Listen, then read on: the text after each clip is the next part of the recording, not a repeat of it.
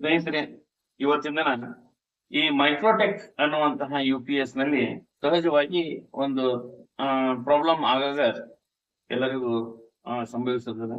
ಅದು ಏನಂದ್ರೆ ಮೇನ್ಸ್ ಹಾಗೂ ಚಾರ್ಜಿಂಗ್ ಚಾರ್ಜಿಂಗ್ ಎರಡು ಸಿಂಬಲ್ಗಳು ಆನ್ ಇರ್ತವೆ, ಆದ್ರೆ ಆ ಒಂದು ಬ್ಯಾಟ್ರಿ ಚಾರ್ಜ್ ಆಗ್ತಾ ಇರೋದಿಲ್ಲ.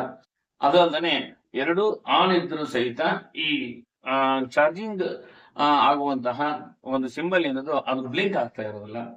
ಇದು ಅದಲ್ದನೆ ಈ ಎರಡು ಆನ್ ಇದ್ರು ಕರೆಂಟ್ ಹೋದಾಗ ಸಹಜವಾಗಿ ಪವರ್ ಏನಾಗ್ತದೆ ಅಂದ್ರೆ ಅಲ್ಲಿ ಔಟ್ಪುಟ್ ಬರೋದಿಲ್ಲ, ಅಂದ್ರೆ ಮನೆಯಲ್ಲಿರುವಂತಹ ಲೈಟ್ ಗಳೆಲ್ಲ ಆಫ್ ಆಗ್ಬಿಡ್ತಾವ.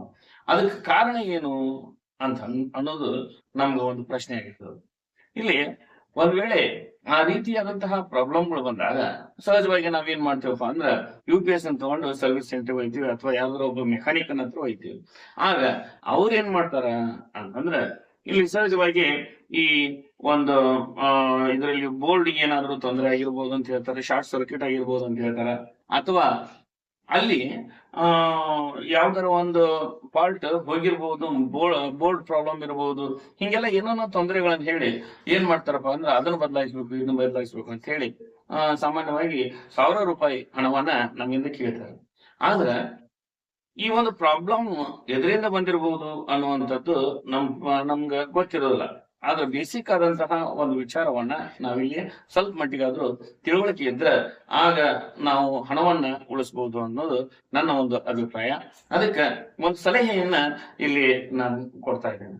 ಈ ಮೇನ್ಸ್ ಒಂದು ಲೈಟ್ ಹಾಗೂ ಚಾರ್ಜಿನ ಒಂದು ಲೈಟ್ ಇವೆರಡೂ ಸಹಿತ ಅಲ್ಲಿ ಗ್ರೀನ್ ಆಗಿದ್ದಂತ ಸಂದರ್ಭದಲ್ಲಿ ಈ ಮೈಕ್ರೋಟೆಕ್ಸ್ ಒಂದು ಏನು UPS ಇರೋ ಇದರಲ್ಲಿ ಫ್ಯೂಸ್ ಎಲ್ಲ ಐತೆ ಅನ್ನೋದನ್ನ ಮೊದಲಿಗೆ ನಾವು ಹುಡುಕೊಳ್ಬೇಕಾಗ್ತದೆ. ಇಲ್ಲಿ ಇದರ ಫ್ಯೂಸ್ ಅನ್ನ ಇಲ್ಲಿ ಎಲ್ಲಿ ಹೊರಗಡೆ ಇಟ್ಟಿಲ್ಲ. ಈ ಬೇರೆ ಒಂದು UPS ಗಳಲ್ಲಿ ಏನ್ ಮಾಡ್ತಾರಪ್ಪ ಅಂದ್ರೆ ಈ ಹಿಂದೆಗಡೆ ಒಂದು UPS ಇದು ಒಂದು ಫ್ಯೂಸ್ ಅನ್ನ ಇಟ್ಟಿರ್ತಾರೆ. ಆ ಫ್ಯೂಸ್ ಹೋಗೈತೆ ಏನು ಅಂತೇಳಿ ಮೊದಲಿಗೆ ನಾವು ಚೆಕ್ ಮಾಡ್ಕೋಬೇಕಾಗ್ತದೆ. ಆದ್ರೆ ಇಲ್ಲಿ ರಿಸೆಟ್ ಬಟನ್ ಇಟ್ಟಿದ್ದಾರೆ, ಆದ್ರೆ ಈ ರಿಸೆಟ್ ಬಟನ್ ಇಲ್ಲಿ ಯಾವುದೇ ಒಂದು ಫ್ಯೂಸ್ ಇರಲ್ಲ. ಇಲ್ಲಿ ಆಜು ಬಾಜುನು ಸಹಿತ ಯಾವುದೇ ಫ್ಯೂಸ್ ಇಲ್ಲ.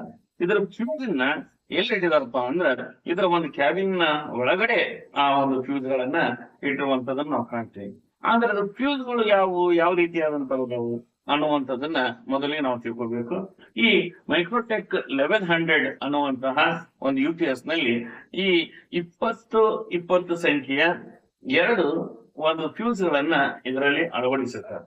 ಆ ಅಳವಡಿಸಿರುವಂತಹ ಫ್ಯೂಸ್ ಗಳನ್ನ ಮೊದಲಿಗೆ ನಾವು ಚೆಕ್ ಮಾಡ್ಕೋಬೇಕಾಗುತ್ತೆ. ಯಾಕಂದ್ರೆ ಈ ರೀತಿಯಾದಂತಹ ತೊಂದರೆಗಳು ಬಂದಾಗ ಸಹಜವಾಗಿ ಏನು ಪ್ರಾಬ್ಲಮ್ ಆಗಿರ್ತದೆ ಅಂದ್ರೆ ಈ ಫ್ಯೂಸ್ಗಳು ಹೋಗಿರುವಂತಹ ಸಾಧ್ಯತೆಗಳದವ. ಮೊದಲಿಗೆ ಆ ಫ್ಯೂಸ್ ಗಳನ್ನ ಬದಲಾಯಿಸಿದ್ರೆ ಸಹಜವಾಗಿ ಇಲ್ಲಿ ಆ ಪ್ರಾಬ್ಲಮ್ ಸಾಲ್ವ್ ಆಗ್ತದೆ. ಯಾಕಂದ್ರೆ ನನಗ್ ಬಂದಿರುವಂತಹ ಒಂದು ತೊಂದರೆ ಸಹಿತ ಈ UPS ನಲ್ಲಿ ಅದೇ ರೀತಿಯಾಗಿತ್ತು. ಏನಂದ್ರೆ ಈ ಒಂದು ಎರಡು ಲೈಟ್ಗಳು ಹಚ್ಚಿದ್ದು ಆದ್ರ ಆ ಒಂದು ಚಾರ್ಜ್ ತಗೊಳ್ತಾ ಇದ್ದಿಲ್ಲ. ಚಾರ್ಜ್ ತಗೊಂಡ್ರು ಆ ಬ್ಯಾಟ್ರಿಯಿಂದ ನಮ್ಗೆ UPS ಗೆ ಕರೆಂಟ್ ಸಪ್ಲೈ ಆಗ್ತಾ ಇದ್ದಿಲ್ಲ. ಅದಕ್ಕಾಗಿ ನಾನು ಫ್ಯೂಸ್ ಗಳನ್ನ ನಾನು ಬದಲಾಯಿಸಿ ನೋಡಿದೆ. ಆಗ ಆ ಒಂದು ಪ್ರಾಬ್ಲಮ್ ಸಾಲ್ವ್ ಆಯಿತು. ಅದಕ್ಕೆ ಆ ಒಂದು ಕುರಿತು ಈ ಒಂದು ವಿಡಿಯೋನ ಮಾಡಿ ನಿಮ್ಗೆಲ್ಲ ಉಪಯೋಗ ಆಗಲಿ ಅನ್ನುವಂತ ದೃಷ್ಟಿಯಿಂದ ಈ ಒಂದು ವಿಡಿಯೋನ ಮಾಡ್ತಾ ಇದ್ದೇನೆ. ಈಗ ಈ ಫ್ಯೂಸ್ಗಳು ಎಲ್ಲಿರ್ತಾವ ಏನು ಅನ್ನೋದ್ರ ಬಗ್ಗೆ ನಾನು ಒಂದು ಮಾಹಿತಿಯನ್ನ ನಿಮಗೆ ತಲುಪಿಸ್ತಾ ಇದ್ದೇನೆ. ಈ ಒಂದು UPS ಅನ್ನ ಈಗ ಬಿಚ್ಕೊಳ್ತಾ ಇದ್ದೇನೆ.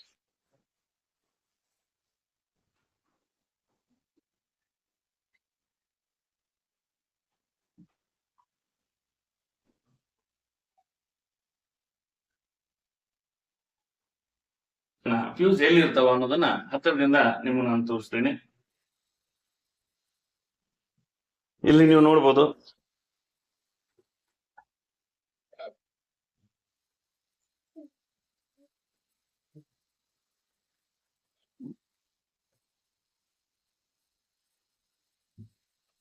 ಓಕೆ ಸ್ನೇಹಿತರೆ, ಈಗ ಈ ಎರಡು ಫ್ಯೂಸ್ಗಳು ಇಲ್ಲಿ ಕೂತ್ಕೊಂಡಿದ್ದಾವ. ನೀವು ನೋಡ್ಬೋದು 2020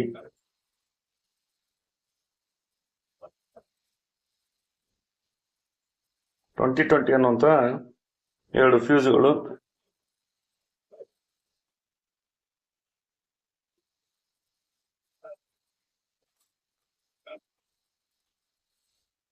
ಈ ರೀತಿಯಾಗಿ ನೀವು 2 ಫ್ಯೂಸ್ ಗಳನ್ನು ಮಾತ್ರ ಬದಲಾಯಿಸಿದ್ರೆ ಆದಷ್ಟು ನಿಮ್ಮ ಒಂದು UPS ನ ಆ ಚಾರ್ಜಿಂಗ್ ಔಟ್ಪುಟ್ ಏನಿತ್ತು ಬ್ಯಾಟರಿಯಿಂದ ಕರೆಂಟ್ ಸಪ್ಲೈ ಆಗದಿರುವಂತಹ ಒಂದು ತೊಂದರೆ ಏನಿತ್ತು ಅದು ಸಹಜವಾಗಿ ಸಾಲ್ವ್ ಆಗ್ತದೆ ಅಂತ ಹೇಳಿ ನಾನು ಹೇಳಕ್ ಇಷ್ಟಪಡ್ತೇನೆ. ಅದೇ ರೀತಿಯಾಗಿ ಇದನ್ನ ಹಾಕಿ ಬ್ಯಾಟರಿಯಿಂದ ಔಟ್ಪುಟ್ ಹೋಗ್ತಾ ಇದೆ ಇಲ್ಲ ಅನ್ನುವಂಥದ್ದನ್ನು ಸಹಿತ ನಾನು ನಿಮ್ಗೆ ತೋರಿಸ್ಕೊಡ್ತೇನೆ.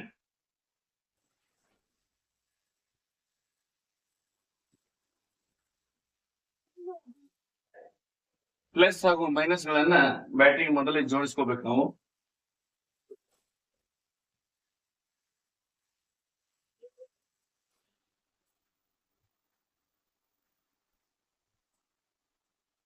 ಓಕೆ ಸ್ನೇಹಿತರೆ, ಬ್ಯಾಟರಿಗೆ ನಾವು ಈಗ UPS ಅನ್ನ ಕನೆಕ್ಟ್ ಮಾಡಿದ್ದೀವಿ.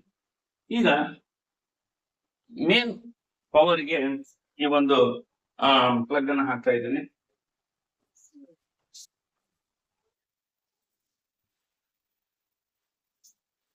ಈಗ ನೋಡಿ ಸ್ನೇಹಿತರೆ, ನಮ್ಮ ಒಂದು UPS ಪ್ರಾಬ್ಲಮ್ ಏನಿತ್ತು ಅದು ಸಾಲ್ವ್ ಆಗಿರುವಂತದ್ದು ಇಲ್ಲಿ ನಮ್ಗೆ ಗೊತ್ತಾಗ್ತದೆ. ಏನಂದ್ರೆ ಮೇನ್ಸ್ ಒಂದ್ ಲೈಟ್ ಅದು ನಾವು ಕರೆಂಟ್ ಇಂದ ಕರೆಂಟ್ ಇದ್ರಲ್ಲಿ ಸಪ್ಲೈ ಆಗ್ತಾ ಇದ್ರೆ ಮೇನ್ಸ್ ಒಂದ್ ಲೈಟ್ ಹತ್ತಿರ್ತದೆ. ಅದ್ರ ಜೊತೆಗೆ ಇಲ್ಲಿ ಈ ಚಾರ್ಜಿಂಗ್ ಏನ್ ಸಿಂಬಲ್ ಇದೆಯೋ ಅದು ಬ್ಲಿಂಕ್ ಆಗ್ತಾ ಇರುವಂತದ್ದನ್ನ ನಾವಿಲ್ಲಿ ನೋಡ್ತಾ ಇದ್ದೇವೆ. ಅಂದ್ರೆ ಈಗ ನಮ್ಮ UPS ಪ್ರಾಬ್ಲಮ್ ಇತ್ತು ಅದು ಸಾಲ್ವ್ ಆಗಿರುವಂತದ್ದನ್ನ ನಾವು ಇಲ್ಲಿ ಕಾಣ್ತಾ ಇದ್ದೇವೆ.